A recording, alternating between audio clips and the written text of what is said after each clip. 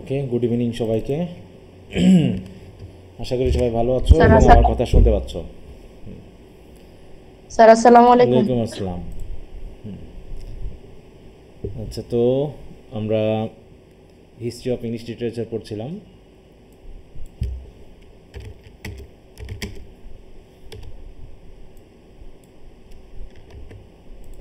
Sir আসসালামু আলাইকুম। ওয়ালাইকুম আসসালাম।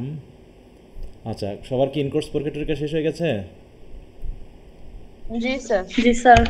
কারো কি বাদ সাদ আছে? না বাদ স্যার আছে? চলতেছে। এখনো চলতেছে? জি স্যার। কত পার্সেন্ট? এখন কতজন চলতেছে এখনো? কবে শেষ হবে? স্যার আমাদের শেষ। স্যার গতকালকে শুরু হয়েছে, 27 তারিখে শেষ হবে। আচ্ছা,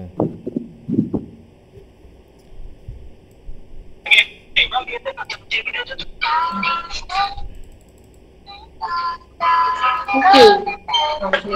একটু মিউট রাখো, কারো মনে আনমিউট হয়ে আছে।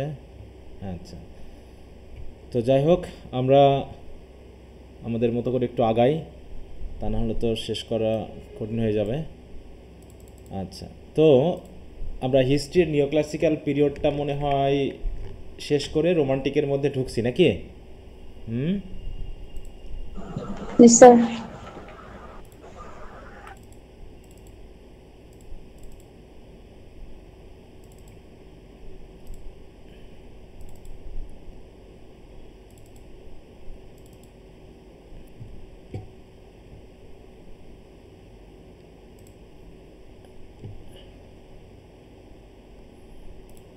আমরা রোমান্টিসিজমে কি আসছিলাম কতদিন, না এখানেই শেষ করেছিলাম বলো তো? না স্যার, আসা হয়নি। আমরা নিওক্লাসিক্যাল শেষ করেছিলাম পড়াটা, তাই না? হ্যাঁ। আচ্ছা, তাহলে নিওক্লাসিক্যাল পিরিয়ডের আমরা রিভাইভাল অফ রোমান্টিসিজম পর্যন্ত মনে হয় দেখেছি, তাই না?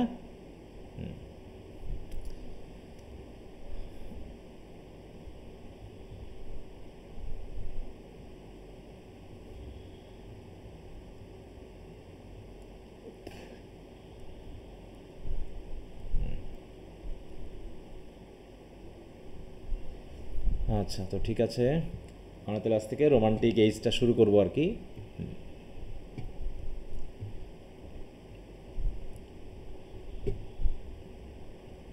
আচ্ছা, তার আগে একটু এই যে হোমওয়ার্ক 2 এর ব্যাপারগুলো একটু খেয়াল করি আমরা, হ্যাঁ, যেহেতু আজ নতুন করে শুরু করব।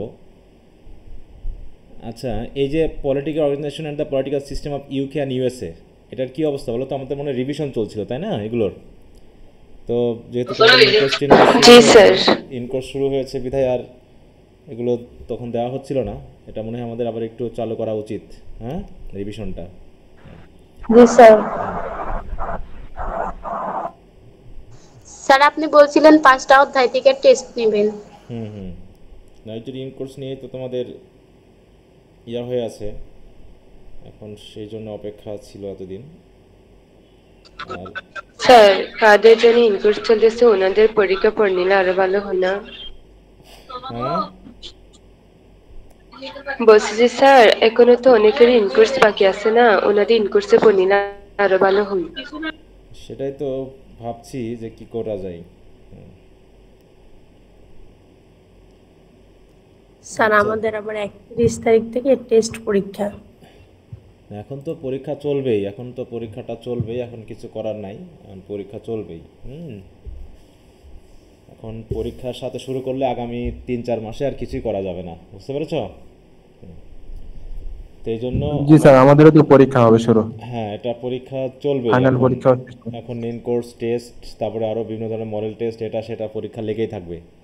তো এক ধারাবাহিক না হলে কিন্তু আমাদের সময়টা মানে আমরা শেষ করতে পারবো না, বা আমাদের সিরিয়ালে আমরা আসতে পারবো না, মনে থাকবে?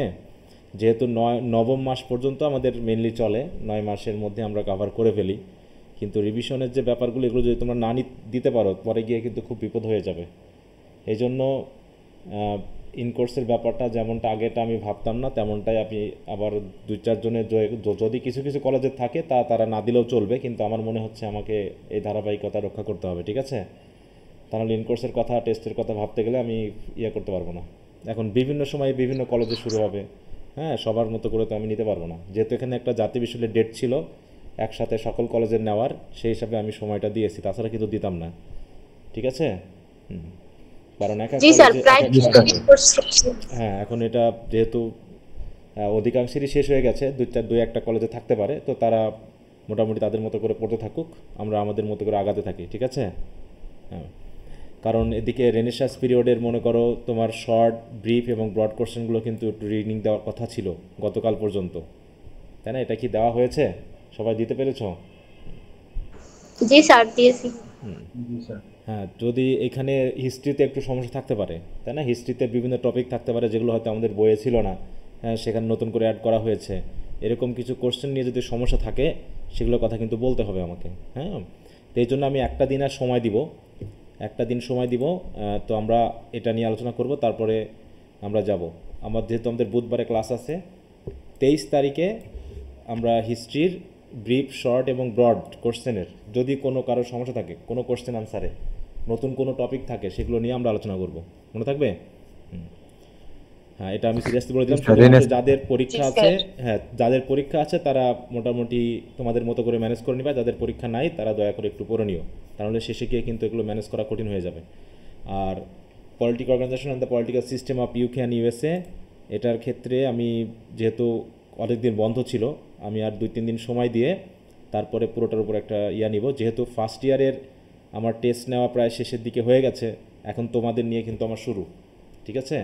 আর আমরাও মোটামুটি শেষের দিকে প্রায় চলে এসেছি। হিস্ট্রিটা শেষ হলেই আমরা মোটামুটি ড্রামা থেকে পরীক্ষা নেওয়া শুরু করবো, আর ওদিকে রোমান্টিক পোয়েট্রিগুলো আমরা একটু পড়বো, রিভিশন যাব। এভাবে আগাতে হবে যাতে আগামী 2 মাস আর ওদিকে 2 মাস, 4 মাসে আমরা যেন এগুলোকে রিভিশনে নিয়ে আসতে পারি। তাহলে এটাকে আমি শুক্রবার পর্যন্ত সময় দিলাম। ঠিক আছে? এটার অর্গানাইজেশন পলিটিক্যাল সিস্টেম আর ইউকে অ্যান্ড ইউএসএ, এটা শুক্রবার কয় তারিখ পর্যন্ত হচ্ছে, কী ব্যাপার, ডেট আসে না কেন? 25 তারিখ। স্যার 25 তারিখ। ডেটটা আসেই না, দেখছো? আচ্ছা, এখনই দেখলাম, অমনি হয়ে গেল। 25 তারিখ, 25 জুলাই পর্যন্ত একটু তোমরা রিভিশনটা দিয়ে নিবা যদি কেউ না পড়ে থাকো। আচ্ছা, তো ঠিক আছে, এগুলো আমি চেঞ্জ করে দিলাম, কারণ এই দুটো আমাদেরকে আগাতে হবে। হ্যাঁ, এখন এদিকে যদি টেস্ট হয় বা অন্যান্য পরীক্ষাও হয়, সেগুলো কিন্তু আমি আপাতত আর খেয়াল করবো না, আমার মতো আমাকে দিতে হবে। হ্যাঁ, আচ্ছা, তো ঠিক আছে, আমরা চলে এসেছি রোমান্টিক এইজে। কারণ রোমান্টিসিজমের যে ধারাবাহিকতা সেটা কিন্তু আমরা নিওক্লাসিক্যাল এইজেই দেখেছি, তাই না? যে নিওক্লাসিক্যাল এইজ থেকেই রোমান্টিসিজমের রিভাইভাল শুরু হয়। রিভাইভাল কথাটা কেন বলা হয়? কারণ এর আগে কি রোমান্টিসিজম ট্রেন্ডটা ছিল? বলো। এবং থাকলে সেটা কোন যুগে ছিল? কোন যুগে ছিল? হ্যাঁ, বলো। এলিজাবেথান এইজে, তাই না? হ্যাঁ, এলিজাবেথান এইজ বা রেনেসাস পিরিয়ডে রোমান্টিসিজমের ট্রেন্ডটা ছিল। সেটা নিওক্লাসিসিজম আসলো, রেস্টোরেশন আসলো, সব বন্ধ হয়ে গেল। আবার নিওক্লাসিসিজমের শেষের দিকে, তাই না, শেষের দিকে এসে রোমান্টিক আইডিয়ালটা আবার শুরু হয়ে গেল, সেটা আমরা জেনেছিলাম। সেটা আবার ফুল লেন্থে, একদম পুরো ব্লুজুম যেটা বলা হয়, ফুলের কুড়ি ফুটতেছিল, ফুটতে ফুটতে একদম গোলাপ ফুলটা পুরোপুরি ফুটে গেল হচ্ছে এই রোমান্টিক এইজে এসে। রোমান্টিক এইজটা মোটামুটি শুরু হয় কবে থেকে? এখানে এই জায়গায় উইলিয়াম জেলংয়ের যে ডেটগুলো দেওয়া আছে, এই ডেটগুলো তোমরা অনুসরণ করবা না, কারণ এখানে যে ডেট দেওয়া আছে সেগুলো আমাদের যে বইগুলো আছে সেই অনুসারে যায় না। মনে থাকবে? তো সেই জি, স্যার। রোমান্টিক এইজটা মেইনলি শুরু হয় আমরা জানি, আমরা যদি আমাদের 1798, তাই না, এবিসি থেকে যদি আমরা একটু দেখি, এবিসির যে ডেটগুলো আছে না, এইগুলো তোমরা একটু খেয়াল করবা। হ্যাঁ, উইলিয়াম জেলংয়ের ডেটগুলো খুব একটা দরকার নেই খেয়াল করা, এই জায়গাতে তোমরা একটু খেয়াল করবা এই এইজের ডেটগুলোর ক্ষেত্রে। ঠিক আছে? এই যে রোমান্টিক এইজ 1798 টু 1832, কারণ 1798 কেন শুরু হলো?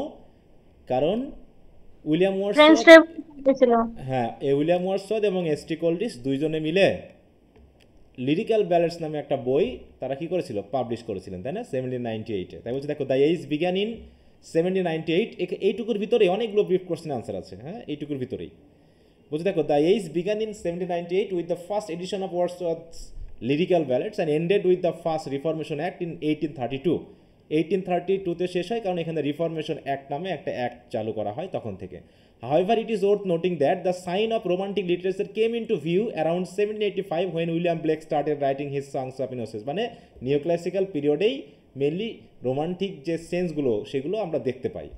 This period is also called the revival of romanticism, কারণ এই যে উইলিয়াম ব্লেকের সময় বা নিওক্লাসিক্যাল এই যে শেষের দিকে এটাকে রিভাইভাল অফ রোমান্টিসিজম বলা হচ্ছে, because the romantic ideals of the Elizabethan period revive during these years. Lyrical ব্যালাডস ব্রট about a great change in literature both in subject and style, তাই না, সেটা বলা হচ্ছে। Instead of urban people and grand style, দেখো যেখানে urban people এবং grand style এ লেখা হতো সেগুলো বাদ দিয়ে রুরাল পিপল এবং কমন ল্যাঙ্গুয়েজ ওয়াজ প্রিফার্ড। আচ্ছা, এবিসির এই বইটা তোমরা একটু পড়বা, ঠিক আছে সবাই? আমি বারবারই বলছি যে হিস্ট্রির শর্ট হিসাবে জি স্যার। এইটা একটু পড়বা যাতে ধারাবাহিকতাগুলো একটু পাও তোমরা, হ্যাঁ। ওকে, তো আমরা তাহলে রোমান্টিসিজমের, দেখো ওই রোমান্টিসিজমের এইজের প্রথম উইলিয়াম ব্লেককেই নিয়ে আসা হয়েছে, ঠিক আছে? তো William Blake, William Wordsworth, Samuel Taylor Coleridge, এরকমভাবে আরও কিছু রাইটার আছে যেগুলোকে আমরা এখানে পাবো। তো যাই হোক, আমরা চলে যাই হচ্ছে উইলিয়াম জেলংয়ে। তাই বলছে এই এইজগুলো এখানে এভাবে দেখানোর দরকার নেই, কারণ এই এইজগুলো ইনি এনার মতো করেছে, আমাদের মতো করে আমরা দেখে নিব। Okay, the first half of the 19th century, তাহলে এটা হচ্ছে কি first half of the 19th century, যদিও বলা হচ্ছে 1798 to 1832, এখানে 1850 বলা হচ্ছে, সেটা হয়তো ওয়ার্ডসওয়ার্থ বা এদের মানে মৃত্যু, জন্ম ইত্যাদির উপর ডিপেন্ড করে আর কি। হ্যাঁ, দেখো আমরা যদি ওয়ার্ডসওয়ার্থকে একটু দেখি, উইলিয়াম ওয়ার্ডসওয়ার্থ,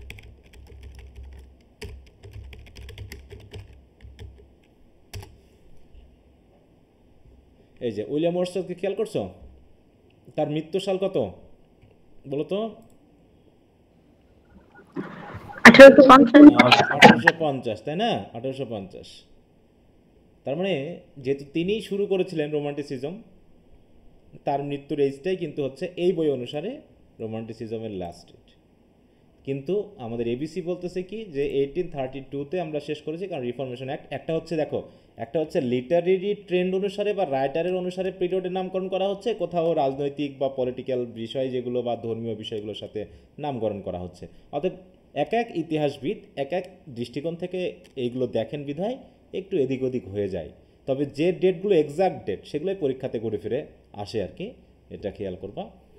তাই বলছে যে the first half of the 19th century records the triumph of romanticism in literature and of democracy in government. তাহলে একদিকে গভর্নমেন্টের তাহলে রাজনৈতিক দিক থেকে দেখলে পারে যে এই এজটা হচ্ছে গণতান্ত্রিক সরকারের দিক থেকে একটা বলা যায় যে উল্লেখযোগ্য, অন্যদিকে সাহিত্যের ক্ষেত্রে রোমান্টিসিজমের দিক থেকে উল্লেখযোগ্য।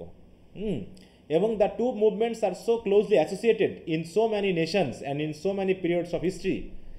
দেখো এইখানে ডেমোক্রেসি ব্যাপারগুলো শুরু হলো কবে থেকে? আমরা জানি ফ্রেঞ্চ রেভলিউশন সম্পর্কে, তো আমরা জানি নাকি ফ্রেঞ্চ রেভলিউশন?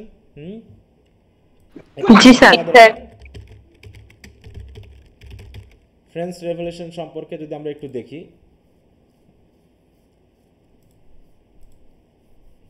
দেখো ফ্রেঞ্চ রেভলিউশন শুরু হয় কত? 1789 এবং সেটা চলে 1799 পর্যন্ত, ঠিক আছে?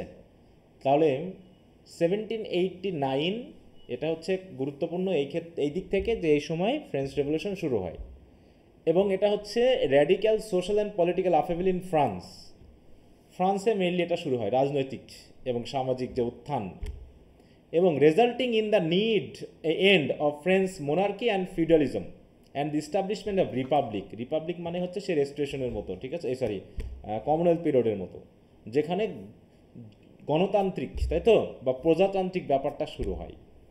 এখানে মোনার্কি শেষ হয়ে যায়, ঠিক আছে? তো বিশেষ করে দেখো, এবং মোনার্কি বলতে রাজতন্ত্র শেষ হয়, তাই না?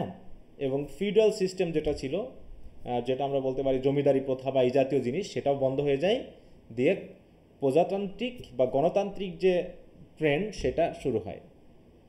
এটা কবে থেকে শুরু হলো? দেখো ফ্রেঞ্চ রেভলিউশন একটা টার্গেট ছিল, তাই না, স্লোগান ছিল। স্লোগানটা কি জানো? ফ্রেঞ্চ রেভলিউশনের স্লোগান কি ছিল বলো তো? সাম্য, মৈত্রী, স্বাধীনতা, ইকুয়ালিটি, লিবার্টি আর ফ্রেটার্নিটি। হ্যাঁ, এই যেখানে দেওয়া আছে, fuelled by the enlightenment ideals of liberty, equality and fraternity, the revolution was initially sparked by a fiscal crisis, মানে অর্থনৈতিক ক্রাইসিসের মাধ্যমে শুরু হয়, and war social distress, leading to the convocation of the States General. The storming of the Bastille in July 1789, Bastille একটা দুর্গ বলে একটা দুর্গ আছে না, বাস্তিল দুর্গ, সেখানে কি করা হতো জানো? বাস্তিল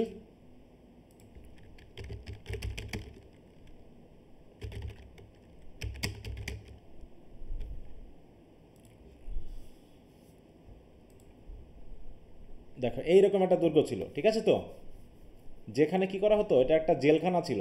হ্যাঁ, যারা সরকারের বিরুদ্ধে যেত, যারা সরকারকে নিয়ে সমালোচনা করতো, সরকারের বিরুদ্ধে গিয়ে রিভোল্ট করতো, তাদেরকে এখানে বন্দি করে রাখা হতো। এবং এদেরকে কিসের মাধ্যমে হত্যা করা হতো জানো? গিলোটিনের মাধ্যমে।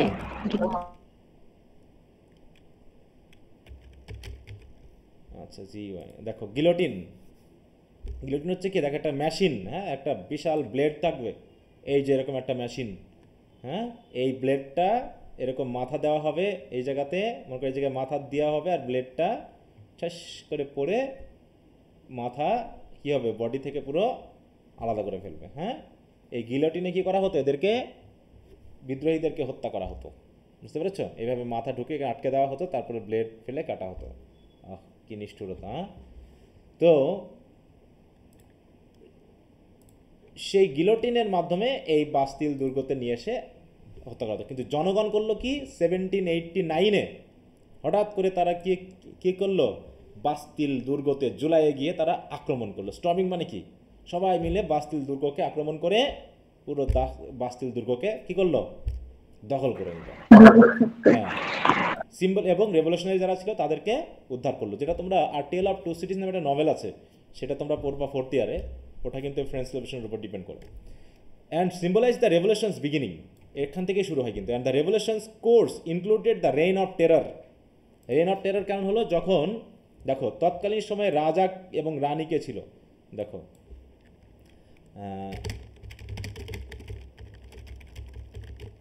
Queen of France during French revolution, তাদের আমরা একটু দেখে নিই, এগুলো একটু খেয়াল রাখবা। এই যে দেখতে পাচ্ছ, ষোড়শ লুই বলা হয় বা Luis the 16th, Luis the 16th, হ্যাঁ, এই যে 16th, এটা হচ্ছে লাস্ট কিং, কারণ তার মাধ্যম দিয়ে মোনার্কি শেষ হয়। হ্যাঁ, Louis the 16th was the last king of France before the monarchy was abolished, and Marie Antoinette was his wife and queen consort. এবং দেখো এই যে কী করা হয় গিলোটিনে, দেখো দেখো 1774 থেকে, এবং হি ওয়াজ এক্সিকিউটেড বাই গিলোটিন ইন 1793। 1793-তে গিলোটিনে রাজাকেই হত্যা করা হয়। দেখো, হ্যাঁ, মোনার্কি অ্যাবলিশ করা হয় 1792-তে, এবং 1793-তে লুইস দ্য 16th-কে গিলোটিনে হত্যা করা হয়। তারপরে পরবর্তীতে হচ্ছে রানীকে, হ্যাঁ, দেখো রাজা এবং রানী, এদিকে জনগণ না খেয়ে মরতেছে, না জনগণ বিপদে আছে, আর রাজারা প্রিন্সদের সহায়তায় একদম কি জনগণের উপরে অত্যাচার চালাতো, ঠিক আছে? এবং জনগণ না খেয়ে মরতো, আর এদিকে রাজা রানী একটা ল্যাভিশ জীবনযাপন করতো, সেটা বলা হচ্ছে। কিন্তু দেখো, she was an Austrian princess who married Louis the 16th। She was known for her lavish lifestyle and became her target of public resentment during the revolution. এবং জনগণ তার উপর একটু বেশি খেপে যায় আর কি। দেখো, দেখে কি মনে হচ্ছে, রানীকে দেখে কেমন লাগতেছে? মানে খুব মানে কি, খুব জাঁকজমক জীবনযাপন করতো, luxurious life sir. Luxurious life lead করতো, ঠিক আছে? তো এই যে, হ্যাঁ, দেখেই মনে হচ্ছে। তো এদেরকে তারপরে সেই গিলোটিনে, হ্যাঁ, যে গিলোটিনে কমন পিপলদের হত্যা করা হতো একসময়, সেই গিলোটিনেই রানীকেও হত্যা করা হলো, ঠিক আছে? এই 1793-তে দুইজনকে গিলোটিনে হত্যা করা হলো during the reign of terror. Reign of terror বলতে আসলে কোন সময়কে বোঝায়? একটা সময় থাকে না, যখন দেশে কোনো, মনে করো হঠাৎ করে একটা বিদ্রোহ হলো, বিশাল একটা বিদ্রোহ হলো, সরকারি দল যারা ছিল তারা কি করলো, সরকার বা রাজা সবাইকে হত্যা করা হলো। এখন আর সেই দেশে কোনো একক কোনো নেতা নেই, তখন হবে কেমন বলো তো অবস্থা? খালি জনগণ আছে স্যার। হ্যাঁ, বলো কেমন হবে তখন? অরাজকতা দেখা যাবে, অরাজকতা শুরু হবে নাকি? হ্যাঁ, তো এখানেও ওটার পরেই রেইন অফ টেরর শুরু হয়। কেমন করে? যে যার মতো করে পারে যে যার মতো করে পারে একদম যার উপর যার রাগ আছে সেটা ফ্রেঞ্চ রেভলিউশন আমরা পাবো, ওই বইয়ে আমরা পাবো। দেখো এই জায়গাতে যদি আমরা একটু দেখি রেইন অফ টেররটা কখন থেকে শুরু হয়, যখন থেকে রাজা রানীকে গিলোটিনে হত্যা করা হয় আর কি। হ্যাঁ দেখো 1793-তে কিন্তু ওদের গিলোটিনে হত্যা করা হয়, তারপর থেকে কিন্তু এটা শুরু হয়। বাবা এখানে দেখছি না, আচ্ছা এখানে থাক, আমরা থেকে দেখি। এগুলো একটু জানলে ভালো লাগবে। আমরা উইকিপিডিয়া থেকে একটু দেখি। দেখো, the reign of terror was a period of French revolution when following the creation of the first Republic a series of massacre and numerous public execution took place. আমাদের দেশে হঠাৎ করে হলো না, যে রাতে শেখ হাসিনা পালিয়ে গেল সেই রাতে কি একটা টেরর শুরু হলো না? হ্যাঁ, অনেক রাজনীতিবিদদের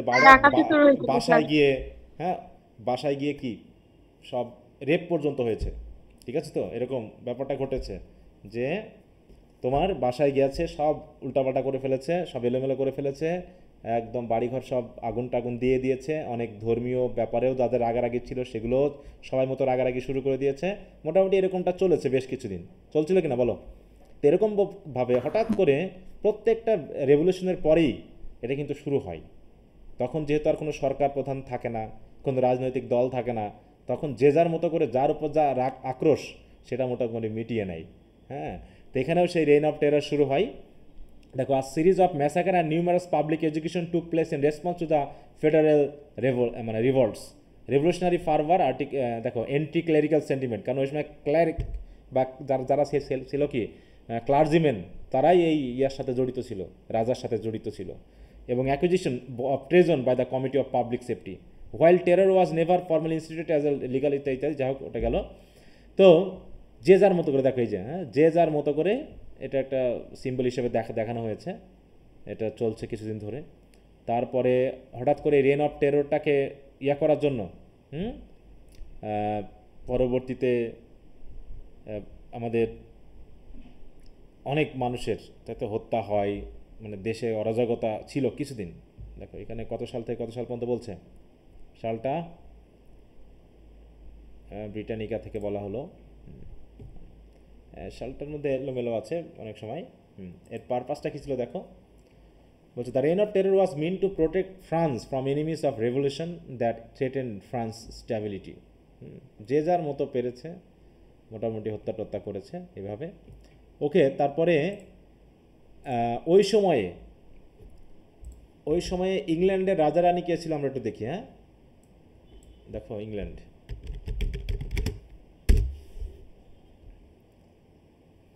ওদিকে তোমার ফ্রান্সের রাজা রানী ছিল কি Louis the 16th and Marie Antoinette, তাই না? আর ঠিক ওই সময়ে দেখো ইংল্যান্ডের রাজা হচ্ছে কে, জর্জ দ্য 3rd, এবং কুইন হচ্ছে শার্লট। দেখো, কুইন শার্লট।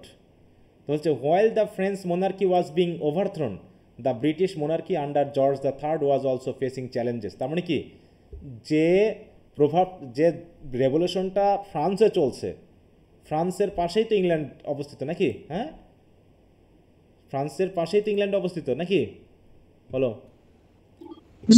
এবং তার মাঝখানে কি আছে, ফ্রান্স এবং ইয়ার মাঝখানে কি অবস্থা বলো? দূরত্ব কতটুকু তাদের?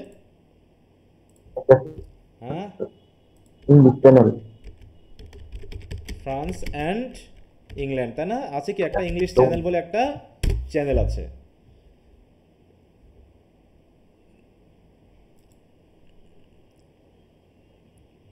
দেখো এই জায়গায় যদি আমরা একটু দেখি, এই যে এই হচ্ছে ফ্রান্স আর এই হচ্ছে আমাদের ইংল্যান্ড। হ্যাঁ, এই হচ্ছে ইংল্যান্ড আর এই হচ্ছে কি ফ্রান্স। ফ্রান্স বড় না ইংল্যান্ড বড় বলা হয়তো নেই, কাকে বড় লাগতেছে বেশি? হ্যাঁ, ফ্রান্স বড়। হ্যাঁ, তো এইখানে যুদ্ধ চলছে আর এর প্রভাব গিয়ে পড়ছে এখানে, ঠিক আছে? কিছু প্রভাব পড়েছে, কারণ ইংল্যান্ডেও তো এরকম বিদ্রোহী ছিল, রাজারানীর বিরুদ্ধে বিদ্রোহ ছিল, ঠিক আছে? তো এখানে চলছে। আর আরেকটা বিষয় হলো যে ইংলিশ যে কবিগুলো আছেন, অনেক কবি ছিল যারা ফ্রেঞ্চ রেভলিউশনকে সাপোর্ট করেছেন, আবার অনেকেই ছিল ফ্রেঞ্চ রেভলিউশনকে সাপোর্ট করেনি, যেমন আমাদের উইলিয়াম ওয়ার্ডসওয়ার্থ কিন্তু ফ্রেঞ্চ রেভলিউশনকে প্রথম দিকে সাপোর্ট করেছেন, কিন্তু ফ্রেঞ্চ রেভলিউশন পরবর্তীতে রেইন অফ টেরার এবং যে ম্যাসাকার শুরু তারপর থেকে তিনি কিন্তু আর এই রেভলিউশনটাকে একটু নেগেটিভলি দেখছেন, সেটা আমরা ক্রিটিসিজম পড়তে গিয়ে দেখবো থার্ড ইয়ারে। তো যাই হোক, আমরা যেখানে ছিলাম, তাই এখানে তাহলে হচ্ছে ইংল্যান্ডের রাজা রানী হচ্ছে জর্জ দ্য থার্ড আর হচ্ছে কুইন শার্লট। তাই বলছে the British monarchy under George the third was also facing challenges particularly from those who favoured republic, দেখো republicanism inspired by the French events, ফ্রান্সের ঘটনার কারণে যারা রিপাবলিকান পছন্দ করছে তারা আবার এদিকেও একটু ঝামেলা শুরু করাইছে। However the British monarchy ultimately survive the revolutionary period and largely due to a combination of factors including strong leadership, national identity and propaganda that promoted the monarchy as a symbol of stability। হ্যাঁ, যে রাজা হচ্ছে কি একটা দেশের স্ট্যাবিলিটির symbol, মোনার্কিকে বলা হয়েছে কি যে স্থিরতার বা শান্তির একটা সিম্বল হিসেবে, তার জন্য মানুষজন ইংল্যান্ডে খুব একটা বেশি হইচই বাধায়নি, বুঝতে পেরেছো, খুব একটা মারামারি হট্টগোল করেনি, যেটা বাংলা কথায়। তাই ইংল্যান্ড কিছুটা কাটিয়ে উঠেছিল ফ্রেঞ্চ রেভলিউশনের প্রভাব, কিন্তু সাহিত্যে কিন্তু ফ্রেঞ্চ রেভলিউশনের যথেষ্ট প্রভাব ছিল, ঠিক আছে। তো দেখো আমরা যদি একটু দেখি ফ্রেঞ্চ রেভলিউশন অ্যান্ড ইংলিশ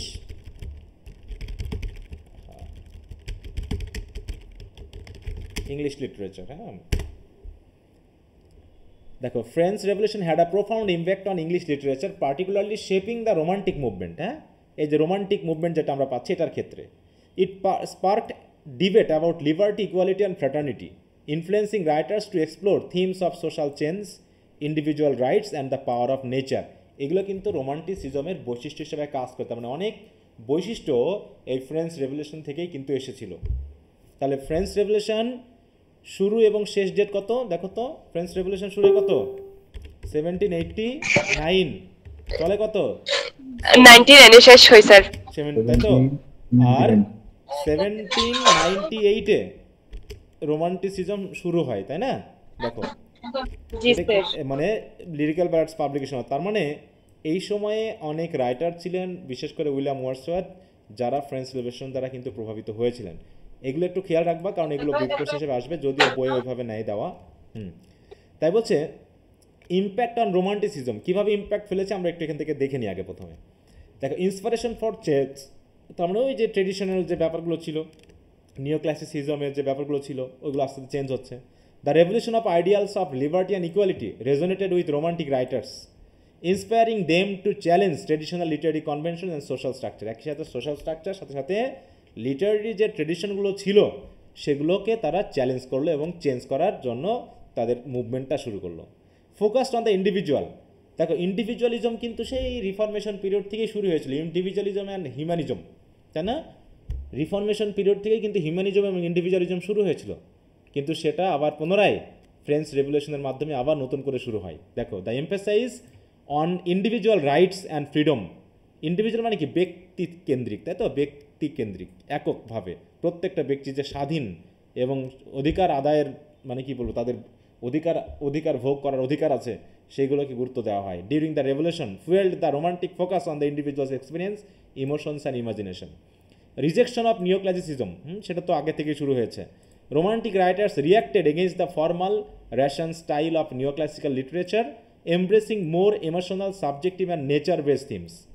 কথা বুঝতে পেরেছো? তারা কী হলো, তাহলে রোমান্টিসিজমের অধিকাংশ রাইটিংগুলো কেমন, মানে পাওয়ার অফ ইমাজিনেশন দিয়ে ইমোশনাল রাইটিং, এবং অধিকাংশ হচ্ছে সাবজেক্টিভ এবং নেচার বেসড থিমস। আমরা যে কবিতাগুলো পড়েছি, তোমার ওয়ার্ডসওয়ার্থের যে কবিতাগুলো পড়লাম সেকেন্ড ইয়ারে, তাই না, সেটা হচ্ছে কি কি বলো, Tintern Abbey, ode on immortality ode, তারপরে ফার্স্ট ইয়ারে কি পড়ছিলাম, I wander lonely as a cloud, এগুলো কি জাতীয় কবিতা সব? তো হ্যাঁ, এর সবই আছে, emotional, subjective, nature based themes. হ্যাঁ, এগুলো সবগুলো এর ভিতরে আছে। এই রোমান্টিসিজমের ফিচার কিন্তু শর্ট অথবা ব্রড হিসাবে কিন্তু আসে, এই জায়গাটা একটু খেয়াল রাখবা। Nature as a source of inspiration, এবং দেখা যায় অধিকাংশ কবি, আমরা জন কিটস পড়বো, শেলি পড়বো, তারপর ওদিকে আমরা পড়েছি ওয়ার্ডসওয়ার্থ, এস টি কলি, সবাই কি করছে, নেচার বেসড কিন্তু রাইটিং করেছেন। হ্যাঁ, বলছে the revolution's emphasize on natural rights and power of nature led to a greater appreciation of the natural world in romantic poetry and prose, celebration of the common person. হ্যাঁ, এবং নিওক্লাসিসিজমে কি ছিল? সবাই ছিল উচ্চ শ্রেণীর অ্যারিস্টোক্রেটিক পিপল, যেমন রেপ অফ দ্য লক পড়েছি, আবসালাম এন্ড অ্যাজিটেবল পড়েছি। এরা কোন শ্রেণীর মানুষ বলো তো সবাই? কমন পিপল এরা, যে কবিতাগুলো পড়েছি আমরা নিওক্লাসিসিজমে। না। এরা কিন্তু কমন পিপল না, তাই তো? এরা সবাই কি? ও তোমরা কেমন করে বুঝবা? তোমরা তো থার্ড ইয়ারের না, তাই না? হ্যাঁ, তা ওরা হচ্ছে তবে অ্যারিস্টটল। হ্যাঁ, এরা হচ্ছে অ্যারিস্টোক্রেটিক বা রাজা বা এই জাতীয় পর্যায়ের লোক। কমন পিপল নিয়ে কোনো ল্যাঙ্গুয়েজ সাহিত্যকর্ম কিন্তু রচিত হয়নি। এমনকি শেক্সপিয়ারের যদি রাইটিংগুলো দেখো, ওখানে কমন পিপল খুব একটা পেয়েছি আমরা, কিছু কিছু পেয়েছি, তাই না? তবে ওখানে হাই সোসাইটি সবসময় ছিলই, রাজা, তাতে অ্যারিস্টোক্রেসি, মোনার্কি, এগুলো ছিলই, ডিউক। হ্যাঁ, ওখানে অবশ্য শেফার্ডিস ছিল, এই জন্য রোমান্টিসিজমের কিছুটা ট্রেন্ড আসছে, যেমন ফরেস্ট অফ আর্ডেন ছিল, তাই না? তারপরে আরও যে কবি মানে ড্রামাগুলো আছে, যেমন কি দেখো সনেটগুলো আছে, সেই সনেটগুলোতেও কিন্তু আমরা নেচারের ব্যাপার পেয়েছি, কিন্তু এই জন্য রোমান্টিসিজমের ট্রেন্ড ওখানে ছিল। কিন্তু এখানে এসে কী হলো, কমন পিপলকে সাহিত্যের অংশ হিসেবে ধরা হলো। যেমন আমরা ওয়ার্ডসওয়ার্থের পড়লাম না, ওই যে কি লুসি পয়েম, কি পড়ছিলাম বলো তো? এখানে আমরা পড়েছিলাম ওটা, Lucy She dwells among the sir, untrodden ওটা hills. second যেমন one-এও আছে। ডাউনটোডেন ওয়েজ, হ্যাঁ পড়েছিলাম না ওটা? তাহলে ওখানেও যেমন ছোট্ট একটা বাচ্চা, হ্যাঁ, কমন, গরিব, আননন, এটা দেখানো হয়েছে। তো এরকম ব্যাপারগুলো আছে। The revolution focus on the rights of common people, influence romantic writers to find inspiration in the lives and experience of ordinary individuals rather than focusing solidly on the aristocracy. হ্যাঁ, এইভাবে the কি writers and works William ওয়াটসন and Samuel Taylor Coleridge, এরাই প্রধানত শুরু করে। Their collaboration work, দেখো collaborative work, Lyrical Ballad 1798, marked a key moment in the Romantic movement, with its focus on everyday language and the lives of ordinary people. William Blake ছিলেন। Blake's radical views and exploration of social injustice, যেটা আমরা পেয়েছি, radical views and social ইনজাস্টিসের বিরুদ্ধে যে ব্যাপারগুলো, তাই না? যে চিমনি সুইপার, তারপর হচ্ছে কি এদিকে হচ্ছে হলি থার্সডে, তারপর হচ্ছে লন্ডন, এগুলোতে কি দেখানো হয়েছে? সোশ্যাল ইনজাস্টিস, তাই না? এগুলো কিন্তু ওই জি স্যার। রেভলিউশনারি স্পিরিট থেকেই আসা।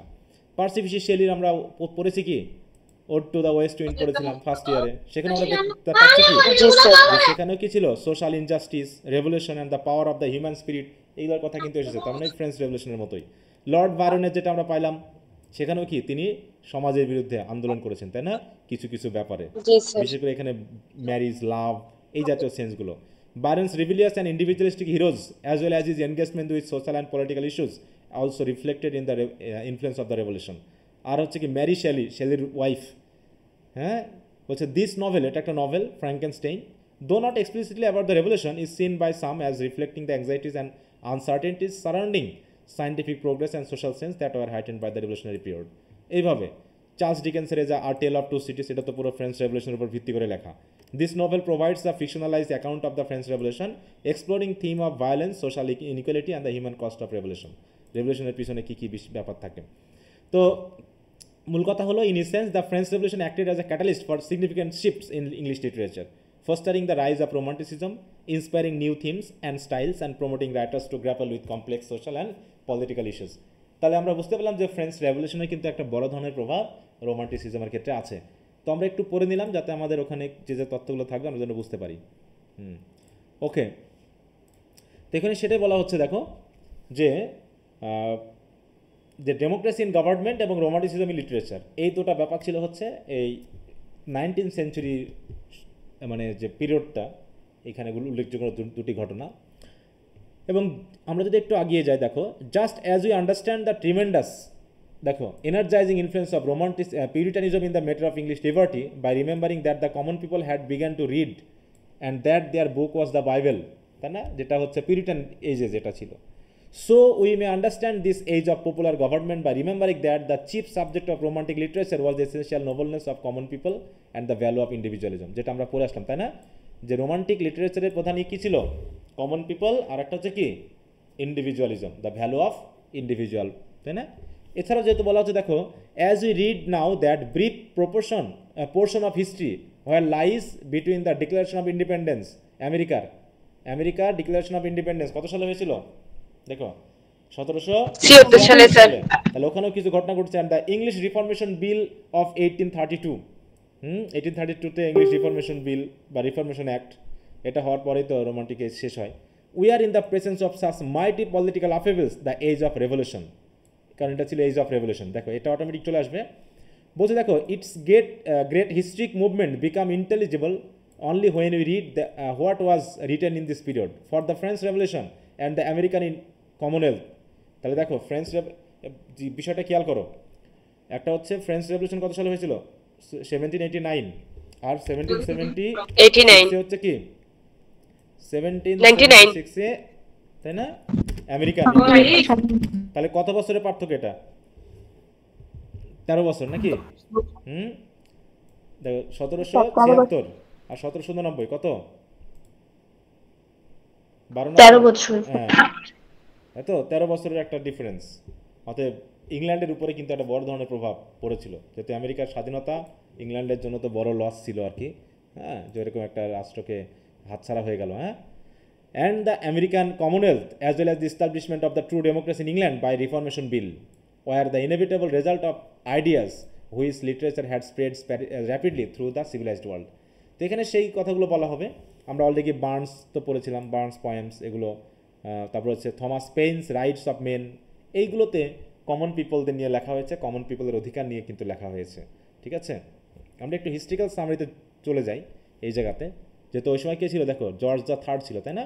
বলছে historical summary, the period we are considering begin in the latter half of the reign of George the third and ends with the accession of Victoria 1837। অনেকে আবার 1837 পর্যন্ত দেখে, মানে মোটামুটি তোমার জন্য। দেখো এই ভিক্টোরিয়ান পিরিয়ডটা, রোমান্টিক পিরিয়ডটা কয়েকটা ব্যাপার নিয়ে ঝামেলা আছে। কেউ 1837 পর্যন্ত বলে, কারণ কুইন ভিক্টোরিয়া আসার সাথে সাথেই ভিক্টোরিয়ান পিরিয়ড শুরু হয়, সেই হিসাবে 1837 বলে। অনেকে রিফরমেশন অ্যাক্ট যেটা হয়েছে 1832, অনেকে 1832 পর্যন্ত বলে। আবার ওয়ার্ডসওয়ার্থের মৃত্যু হয়েছে 1850-তে, তো অনেকে তার মৃত্যুকে রোমান্টিসিজমের শেষ বলে মনে করে বিভিন্নভাবে সালগুলো দিয়েছে। তবে আমরা কোনটা মনে রাখবো রোমান্টিসিজমের, বলো? 1832 পর্যন্ত। ঠিক আছে, দেখো বলছে when a foggy morning November 1783 King George enter the House of Lords and in a trembling voice recognise the independence. দেখো রিকগনাইজ করলেন, কি রিকগনাইজ করলেন? The independence of the United States of America. হ্যাঁ, যে দেওয়া হলো, স্বাধীনতা দিয়ে দেওয়া হলো। He unconsciously proclaim the triumph of the free government by free men which had been the ideal of English literature for more than 1000 years. Though it was not till 1832 when the Reformation Bill became the law of the land and England herself learned the lesson taught her by America. মানে ওদিকে America আর এদিকে হচ্ছে France, এই দুটার আইডিয়ালের প্রভাবে পড়ে রাজতন্ত্র automatic আস্তে আস্তে দুর্বল হতে শুরু করে। যদিও এটা দুর্বল হতে শুরু করেছে কবে রাজতন্ত্রটা, বলতো কবে থেকে? সে 1688 থেকে, তাই না? হ্যাঁ, 1688 থেকে। সেখানেই যেহেতু সাংবিধানিক রাজতন্ত্রের নিয়মটা চালু করা হয়েছে, কিন্তু আস্তে আস্তে এই যে রিফরমেশন বিল বা অন্যান্য ব্যাপারগুলো আসার কারণে এখানে রাজারা কিছু ক্ষমতা ভোগ করলেও আস্তে আস্তে ওটা একদম শেষ হয়ে যায়। অ্যান্ড বিকেম দ্য ডেমোক্রেসি, দেখো, of which our writers had always dreamed, যেখানে যে ডেমোক্রেসিটা চাচ্ছিল রাইটার সহ কমন পিপলটা, যে ডেমোক্রেসিক কান্ট্রি হোক। তো যাই হোক, এখানে আমরা দেখলাম বিশেষ করে ফ্রেঞ্চ রেভলিউশনের ক্ষেত্রে দেখা বলছে, the half century between this two events is one of great turmoil yet of steady advance in every department of English life. The storms, দেখো, center of political unrest, which দেখো was the French Revolution, that frightfully uprising which proclaimed the natural rights of man and the abolition of class distinction. French রেভলিউশনের উদ্দেশ্য কী ছিল? Class distinction বাদ দেওয়া এবং মানুষের যে ন্যাচারাল রাইটস আছে সেগুলোকে প্রতিষ্ঠিত করা।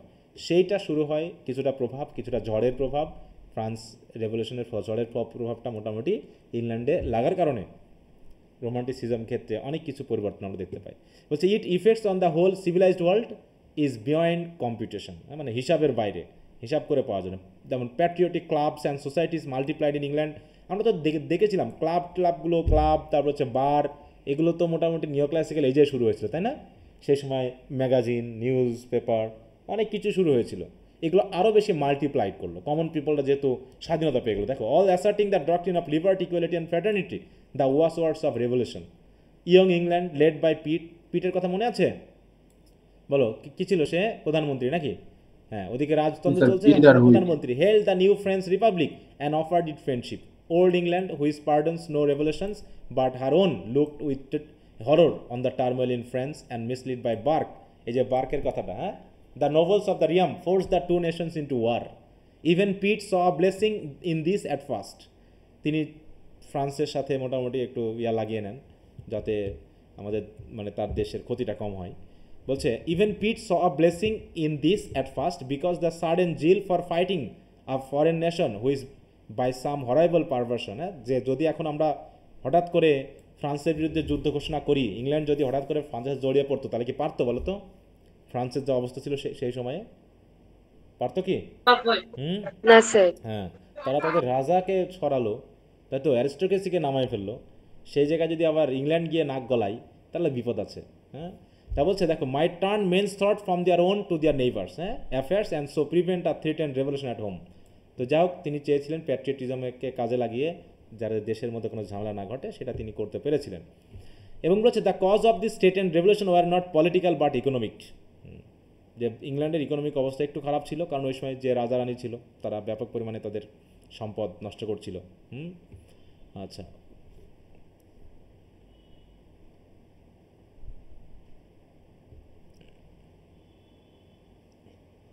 দেখো এখানে আমরা একটু যদি দেখি, বলছে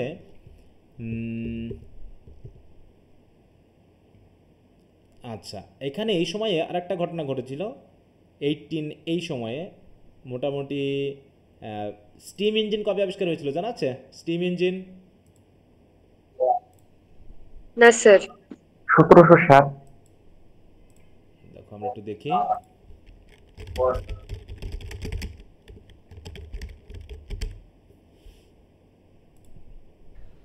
এইগুলোই ভুলে যাই, জানতাম বাট ভুলে গেছি, মনে নাই। দেখো কিন্তু একটু খেয়াল রাখতে হবে। এই যে এখানে এই যে জেমস ওয়েট, তাই না, বিকেমিং কি ফিগার, এটা যদি আমরা এটা দেখি তাও মোটামুটি Thomas Savery patented the first steam powers in 1698, Newcomen's engine developed in 1712। তার মানে ওদিকে মোটামুটি আমরা জেমস ওয়েট এটাকে মোটামুটি আরও একটু ইমপ্রুভ করে। তাহলে সেটা আমরা যদি বলি, তাহলে জেমস ওয়েটের স্টিম ইঞ্জিনটাকে যদি ধরি তাহলে এটা দেখো তো এই সময় পড়তেছে না, 1765 1776, তার মানে ওই যে আমেরিকান, মানে এই সময়ের ঘটনা কিন্তু। তাহলে স্টিম ইঞ্জিনের সরাসরি প্রভাবটা পড়েছিল কয় জায়গাতে বলতে পারবা? স্টিম ইঞ্জিন কী কী ক্ষেত্রে উন্নয়ন ঘটিয়েছিল স্টিম ইঞ্জিন আবিষ্কার করার কারণে? বিশেষ করে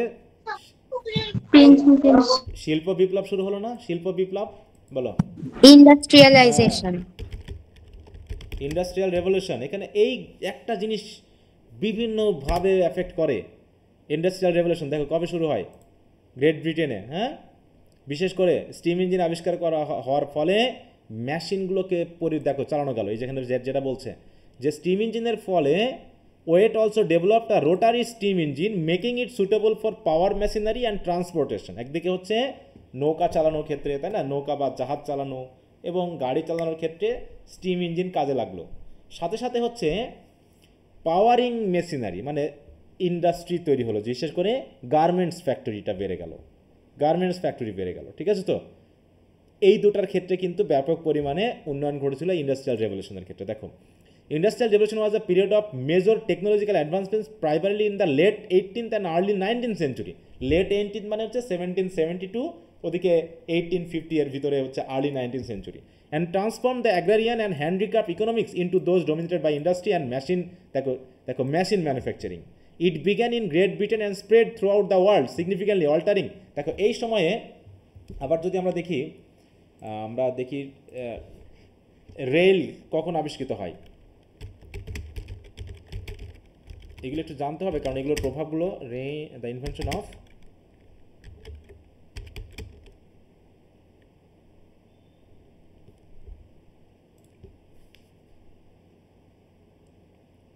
দেখো কোন সময় হচ্ছে এটা,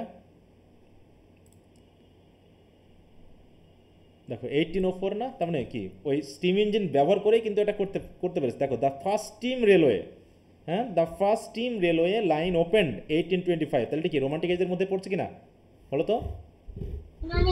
জি স্যার। জি স্যার। হ্যাঁ, দেখো রোমান্টিক এজের মধ্যেই পড়ছে কিন্তু এই সময়ে। হ্যাঁ, দেখো ইম্প্যাক্ট অফ রেলওয়েজ, এটা একটু যদি দেখি, railways রেভলিউশনাইজ transportation enabling faster and more efficient movement of goods and people. This had a profound impact on industrialization and urbanization, facilitating the growth of cities and trade. এই যে যখন city এবং trade বাড়তে শুরু করলো তখন কিন্তু এই সিটি যেটাকে আমরা বলতেছি আরবানাইজেশন, এটার বিরুদ্ধে কিন্তু ছিল হচ্ছে আমাদের উইলিয়াম ওয়ার্ডসওয়ার্থ। তিনি কিন্তু আরবানাইজেশন পছন্দ করতেন না, ঠিক আছে তো? কারণ আরবানাইজেশনের কারণে কি ঘটনা ঘটছে বলো তো? বন জঙ্গল উজাড় হয়ে যাচ্ছে, ঠিক আছে তো? নেচার ধ্বংসপ্রাপ্ত হচ্ছে, পরিবেশ দূষণ হচ্ছে, এই ইন্ডাস্ট্রি তৈরি করা হচ্ছে, ইন্ডাস্ট্রির জন্য পরিবেশ দূষণ হচ্ছে। এই জিনিসগুলো ওয়ার্ডসওয়ার্থ পছন্দ করতেন না। হচ্ছে দ্য ডেভেলপমেন্ট অফ রেলওয়েজ, তিনি মনে করেন যে যত বেশি শহরায়ন হচ্ছে মানুষ তত বেশি মেকানিক্যাল হয়ে যাচ্ছে। এই জায়গাটা আসবে, তার মাইকেল নামে একটা কবিতা আছে, সেই কবিতাতে তিনি এটা দেখিয়েছেন। The development of railways also made long distance travel accessible to more people and spurred migration and tourism. এগুলো মোটামুটি এগুলো হচ্ছে পজিটিভ ইফেক্ট রেল। দেখো তাহলে এক স্টিম ইঞ্জিন আবিষ্কার হওয়া, ইন্ডাস্ট্রিয়ালাইজেশন বেড়ে যাওয়া, আরবানাইজেশন হওয়া, ম্যানুফ্যাকচার কৃষি ভিত্তিক সিস্টেম বাদ দিয়ে আস্তে আস্তে ফ্যাক্টরি সিস্টেম হয়ে যাওয়া। দেখো কিভাবে পরিবেশ দূষণ দেখা যাচ্ছে, দেখতে পাচ্ছ? দেখা যায়? জি স্যার। দেখো কি পরিমাণে পরিবেশ দূষণ হচ্ছে, হ্যাঁ, চারিদিকে শুধু ধোঁয়া ধোঁয়া কত। এই পিকচারটা কি নির্দেশ করে বলো? এখানে কি বন জঙ্গল আছে আর? হ্যাঁ? না স্যার, অনেক পরিবর্তন। তাই বলছে দেখো, the industrial revolution was a period of major industrialisation from the late দেখো 18th to early 19th century starting in Britain. It marked a shift from agrarian economic machine ইত্যাদি ইত্যাদি। এখানে এগ্রিকালচারাল রেভলিউশন হলো, টেকনোলজিক্যাল ইনোভেশন হলো, abundance of national resources হলো, capital and banking system বাড়লো, যেহেতু industrial হচ্ছে। এইবার এটা যেহেতু গার্মেন্ট ইন্ডাস্ট্রি ছিল, ইন্ডাস্ট্রিয়াল রেভলিউশনের মেইন ইয়াটা ছিল কোন ইন্ডাস্ট্রি বুঝো তো? Garments industry. এবার এখানে যদি আমরা একটু বলি, ইন্ডিয়ান উপমহাদেশে নীল চাষ হয়েছিল না? নীল চাষ, হ্যাঁ, ইন্ডিগো এগুলো একটু মনে রাখো, হ্যাঁ, ইন্ডিগো কাল্টিভেশন ইন বেঙ্গল। দেখো কোথা থেকে শুরু হলো? দেখো তো, ইন্ডিগো কাল্টিভেশন প্রথম শুরু হয় কবে? এই সময়ে না? স্টিম ইঞ্জিন আবিষ্কার হওয়া, ইন্ডাস্ট্রিয়াল রেভলিউশন হওয়া, এবং সাথে সাথে দেখো বলছে indigo cultivation in Bengal particularly during the British colonial period was a significant industry. দেখো এই significant industry though fraught with exploitation of local farmers. দেখো Frenchman Louis Bonard introduced indigo planting in 1777 and it quickly became commercially viable due to European demand for the blue dye. Blue dye কেন দরকার বলো তো? Blue colour কেন দরকার? কারণ ওই যে ইন্ডাস্ট্রিতে যে পোশাকগুলো তৈরি হচ্ছে তখন তার রং ছিল না, তখন ওই পোশাকগুলোকে কি করা হতো? রঙিন করার জন্য। শক্তিশালী করার জন্য, বিশেষ করে সাদা, যেহেতু সাদা হতো থেকে, ওই যে তোমার কি বলে ওগুলোকে, রেশম থেকে, তাই না? রেশম পোকার থেকে সাদা হয় না, সেগুলো তো রং দিয়ে আলাদা করে কালার করা হয়।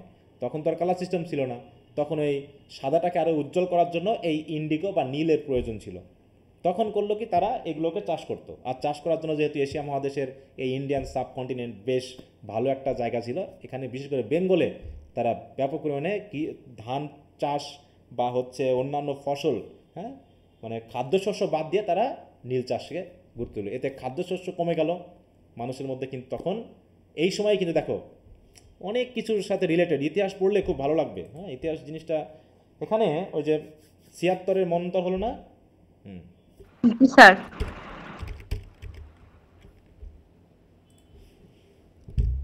দেখো কত সালে, এই সময় না, দেখো তো এই যে ১৭৭০,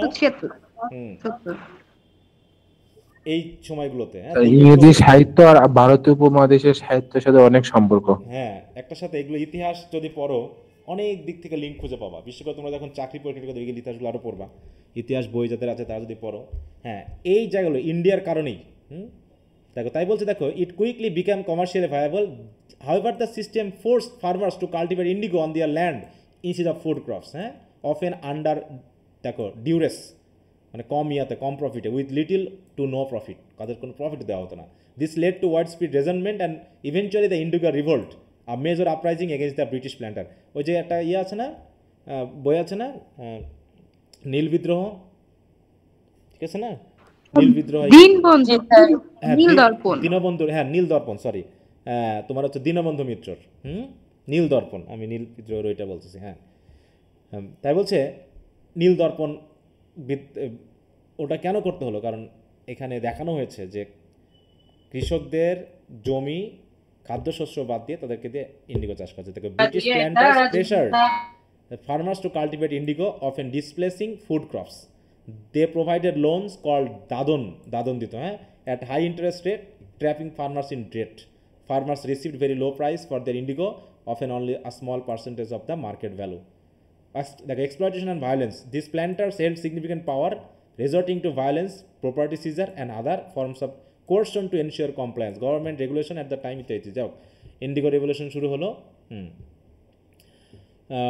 একটা এখানে আসলাম, দেখো ওই যে একটা স্টিম ইঞ্জিন, তারপর হচ্ছে ফ্রেঞ্চ রেভলিউশন, ইন্ডাস্ট্রিয়াল রেভলিউশন, আমেরিকার স্বাধীনতা, অনেক কিছু এই 50 বছরের মধ্যেই, ঠিক আছে তো, হয়েছিল, যে জিনিসটা ব্যাপকভাবে প্রভাবিত করেছিল। হ্যাঁ, আচ্ছা, তাহলে এইখানে যেহেতু এই জায়গায় সেটা আমরা পাবো, দেখো এই জায়গায়। হ্যাঁ,